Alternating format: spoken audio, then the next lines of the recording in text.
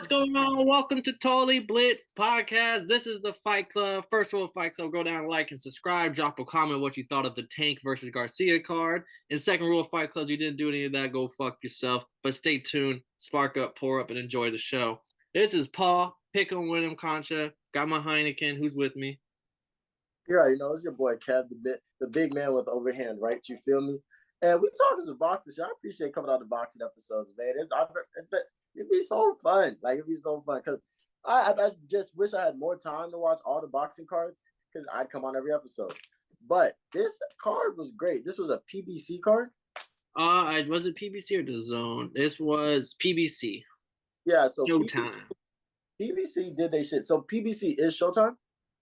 Yeah, it's like a under thing of like Showtime's the big umbrella. PBC is okay part of it. I was wondering because I was like, is it Tank signed to Showtime? And then they had the Showtime. Showtime had the little fight build up thing. I was like, bro, what the fuck's going on? This is PBC. I'm glad. PBC fighters are known for like only one fight a year type shit. So like they always be getting dragged in the mud. Like, oh, you know PBC, they might take 5 years before they fight each other. Them boys, I believe it, but them boys came through with some hitters. Like every fight had a reason to watch it. And I don't think that's normal for a boxing card. Yeah, I mean, starting off with the main card, like we can start from the top, bottom up. We'll save the Tank for last. We had Boo Boo Andre versus Demon Nicholson. A lot of people were coming at Boo Boo like, "Oh, this is a shitty performance," and it's like it's not that he looked shitty. He looked good. Like there's no way he didn't win this fight, but he just has he didn't have power at 160. He didn't have power at 154. So now at 168, his shits are those little flims, as we like to call them. He's just throwing these flims out there, not doing any real damage, but on the scorecard, he's gonna win. But he looked good. But I mean, at 168, like David Benavidez, you're not gonna be able to like people with power. You're not gonna be able to keep him off of you because you're just not built. I just don't think he's built for 168. Bivol in 168 too, right? 175, but he might come down to 168 for the Canelo fight for Canelo's belts. That's crazy, man. I mean, when it comes to this fight, I just feel like you. First off, shout out to you. Called it. You said there's definitely decision, and I was like, dang, really? You sure? But I think that's just what comes down. Do you think how do you feel about Nicholson though? Did you feel like he kind of at least made people put some respect on his name after this fight? At least put some respect, but the way I looked at it, because I was grading more of Boo Boo than I was of him, and I was just like, I'm like, this is a good performance by Boo Boo, but like that good performance is not gonna work whenever you go fight because like Nicholson, he fought Edgar Berlanga. And Edgar Berlanga kind of like got the unanimous decision as well, but he did it and with authority. Like it showed whenever he got his unanimous decision. So it's just like, and I don't even like Berlanga. Like I'm the biggest hater of Berlanga. Oh, I said we know how we're big fans of Berlanga on this podcast. Yeah, so I thought Nicholson did good for a fighter that like giving him a test at 168, showing him that there's different, like your power means nothing. Because Nicholson just kept walking forward. I felt like the whole fight, like there was nothing Boo Boo was throwing at him that was making him be like, maybe I should stop walking forward. It's like, nah, like, oh, that's all you're throwing at me. Like, okay, let me just keep getting in the paint. I'm losing, but maybe I'll catch you. That's real. I mean, that's one strategy. I'm glad that you just didn't go out like no bitch. Me personally, I had to go shuffle around trying to get to this fight. Because Dave and Buster's act like they can't play the fucking boxing cards. And I was like, that's crazy. Told you. You said it. I looked at them. They looked at me like I was stupid. Hey, are you guys playing the fights tonight? They said, what channel is it on? Yeah. I was like, immediately I said, oh, I'm glad I brought my laptop. Yeah, but hey, Boo Boo, his fans are still in his corner after this. Like, yeah, you saw that? Dominance. No one's ready. So we'll see. Then the biggest fight, not the biggest fight, but we called it. We said this is probably going to be the closest fight on the card. This is my favorite fighter tonight. Roman Villa getting the majority decision win over Speedy Ellis. And it is controversial. I mean, I felt like Ellis was winning round 1 through 11. And that 12th round, though, double knockdowns. Fight maybe could have got stopped after the second one. It's up to the ref at that point. But majority decision, Roman Villa. And Roman Villa said, hey, if Speedy Ellis didn't like the decision, we can always run it back. I ain't worried. He came in this bitch like a big dog. I'm not gonna lie to you. I looked at him at the press conference and I liked his poise, and I didn't like how Speedy Ellis was more worried about Boots than he was his own dude. And Overlooking his opposition. it's easy to say that after the fight, but I believe that Roman won that fight because I feel like Ellis definitely won the earlier rounds, but I don't think he won them by a lot, and I don't think he was really like killing Roman. Like Roman was like, "Yo, I'm gonna figure this out," and he figured it out closer to the end. And by like, I feel like towards the seventh, I feel like it was really like his fight after that. There wasn't really much you could do that. So to majority decision, I was a little surprised about that. I was definitely expecting a split, but he it's not how he started, it's how he finished, and he handled that. Yeah, I even made a comment saying like if those shots were the because Boots and him had the beef, and I was like, if Boots would have landed the shots that Roman Villa was landing in this fight, that boy Ellis would have been on a fucking breathing tube, a feeding tube. That boy, yeah, it would have been bad. So I'm happy he took this loss here because if he would have went in the ring with Boots and got hit with some of them haymakers that he was leaving open, it would have been bad. But I feel like Roman, like, or not Roman, or Speedy, your nickname's Speedy. You're supposed to keep that speed for all 12 rounds. I felt like by like round 4, he gassed himself out by trying to keep his bounce on his feet and the footwork. Like he was just doing so much where he by the 5th, 6th round, he was already gassed and he couldn't keep that same bounce. And then that's when Villa was starting to connect a lot more with his heavy hands. Oh yeah, Villa's a dog though. I'll give him that. Like, I mean, I think we definitely don't want to see Ellis versus Boots. Definitely don't want to see that shit now. But Villa's a dog. I hope he can continue to grow in this weight class and see what's happening. Yeah, put a name for himself now because now he's ranked. He's up there now. He has a decent name on the resume. This is open doors for him to fight someone else in that top 10. And then That's fine. on to the decision. And then this is where I got it wrong. This is where my parlay died right here. Boots getting the unanimous decision win over Karen Chukadazian. And honestly, like you can complain like, oh, he wasn't bringing the fight to Boots. He was just running away the whole time. Like that's maybe to an untrained eye. Like, but that boy was his footwork was fucking Karen Chukdazian, however you say his name. I apologize because I'm still butchering it. Like when they said his name on the show, I was like, oh, I fucked up bad. Like I was not pronouncing his name correctly. And then, but Jit had the footwork. Jit was moving left, right, kind of patiently hitting his shots because he knew like, you can't get into a firefight with Boots. Like that's death. Like you're not winning. Like people can be mad as they want, but he went in there with a game plan to at least set him up. Because in the later rounds, I felt like he started winning some of those rounds where like Boots was a little bit more tired, and he could at least bring some offense in. And he was landing like just picking his shots and using his footwork and everything to not get hit by Ennis. But Ennis overwhelmingly won the fight. Boots is a fucking problem. I was explaining to somebody, I was like, I look, he's seen him come to Dave and Buster's. I got him excited for this card. But this fight was very interesting. I feel like it was two very skilled boxers. So I was like, okay, I fuck with Karen. Like at this fight, it had me respecting Karen a little bit more because I could see in my mind, I thought he was running, but I was like, but he's still talented back, and he's not getting the fuck up out of there. Like he's just moving, he's maneuvering, he's keeping his center of balance, he's doing his thing, and I'm like, I could be tripping, but I'm pretty sure that's textbook right there. Like in the big book of boxing, you're gonna see that in the first 10 chapters. So definitely respect the cat, but Boots is a fucking beast. Like the way he can dominate from in close, keeping his distance, like the way he can just maneuver, get up out of there, and then he can kind of play with his food a little bit. Like Boots is a fucking problem. There's not one point in this fight where you thought maybe Karen could slip one in or something or catch him somewhere. No. This man Boots is a fucking technically he's so sound that like he's got a problem at 147. See, this fight made me think I'm still in the camp. I think Boots can beat Spence because I think he can beat Spence at his own game of being the bigger fighter with the power punches.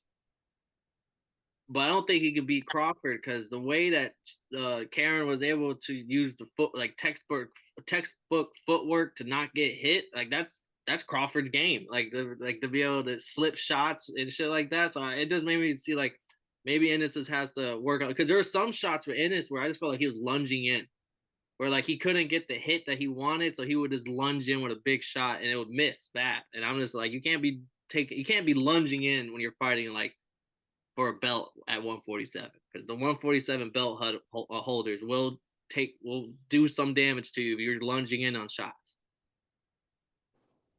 That's crazy. I can't wait to see one of those fights.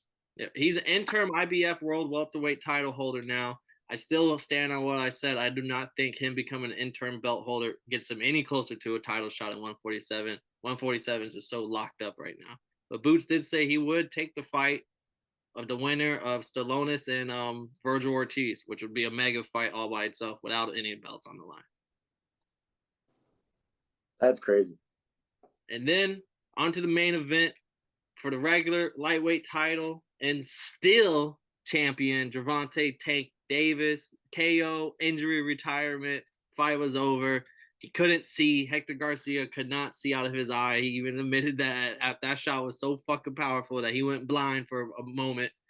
And Tank is just Tank. But hey, I will say our 12-1 bet was alive. Like there was a good time. I felt like, hey, like if Tank can't knock him out and Garcia keeps us up for 12 rounds, this might be some scorecards. I was telling everybody like, "Woo, Tank, go Tank," but I'm not gonna lie to you. I bet some dollars on Garcia and 12-1. I bet like I was telling everybody, I was like, "Yo, bro, $20 gets you 240. If Garcia wins by unanimous decision tonight, Not even unanimous. Does the split majority? Does a decision win? Damn it, Garcia. If he could have won that bitch by decision, oh my gosh. I told everybody I'm buying everybody's food tonight. Like for sure. Like we are not going home after this. We got some money to blow. We got party money now. That's the best feeling when you win a big bet like that. It's like, oh, we got this. Fuck what I'm doing tomorrow. It's time to celebrate. Drinks are coming, smoke is coming. I was gonna win 240 that at the beginning of the night. And I was going to win 240 after that card. And by Sunday morning, I was going to be 240 in the hole. But done right. That's how that fight went. Hector Garcia really came with a game plan. I felt like he didn't give up too many crazy punches. He respected his jab. He just kept moving. Like, Garcia, not bad. Just Tank. Like I've said this Tank's entire career. As long as I've been watching boxing, it's crazy to fight somebody that can hit that hard late in the fight. My only issue with Tank is that he's getting used to it. Like 3 to 4 fights in a row, like the Raleigh fight, the fight before the Pitbull Cruz fight, where he just takes early rounds. I wouldn't say off, but he's just kind of meddling for the first few rounds. And then he kind of relies on the KO in the late of the fight. And he even said himself after the fight in the post-fight comments or something to saying like, I'd rather beat my opponents for 12 rounds than just to get a knockout. So that also tells me that he probably sees the same thing. That like he doesn't want to just be known as the guy who just knocks people out. Like he wants to be known as the best boxer. I don't know, man. Mike Tyson had a great career, just knocking motherfuckers out. And then those weren't late knockouts. Oh, those are all early. Those are all. I'm putting you up out of here. Yeah, that's true. Hey, yo, people used to say that they spent $90 on a Mike Tyson pay-per-view just for him to kill Brad in 80 seconds.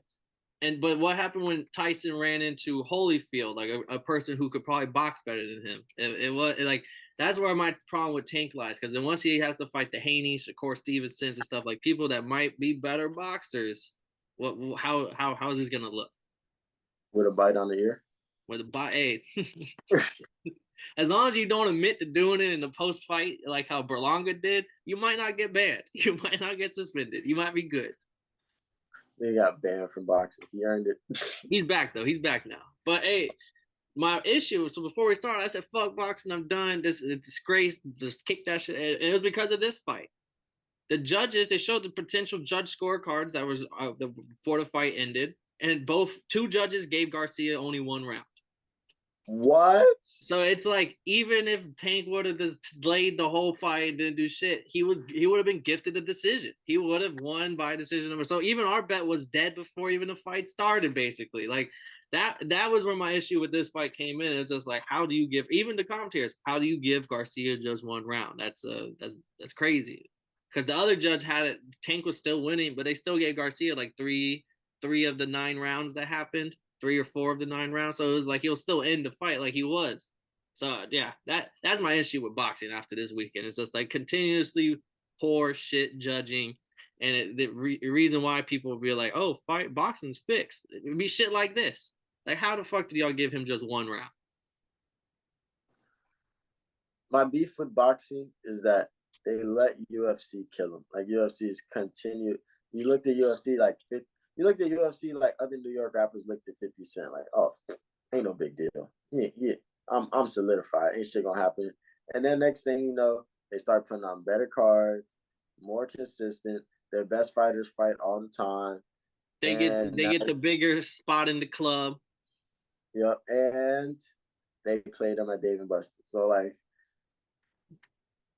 everywhere, bro. I'm talking about everywhere you could call it. Oh yeah, we're showing the UFC fight. Boxing? But immediately they would. I asked, yo, you showing the fights? They said UFC. UFC's happening today. Hold up, they're fans themselves. I was about to say, don't cap. But hey, man, that's boxing for you. One thing boxing's gonna have a lot is a shit ton of motherfuckers with belts that wave the fuck out of them bitches every time they step out, and some bullshit. Yeah, bullshit is boxing and bullshit both start with a letter B. Coincidence? I don't know. I think not, motherfuckers. But this is a fun. Yeah, I would say that was a good card. Tank put on a show. I think after it and the Ryan Garcia fight solidified. Like as soon as that fight ended, that they're saying paperwork's about done. April 15th. Don't miss it. I'm gonna be there. Now, this is the one where it's like, yo, you better come in that bitch and you better show out. Cause like you're gonna lose fans because people really think Tank is the best fighter in the world. And I love Tank. That's one of my favorite, like just hitters, like just straight up, like somebody that's genuinely gonna fuck you up. But yeah, I want to put him in the top. We saw what Hector Garcia, like he was hitting Tank.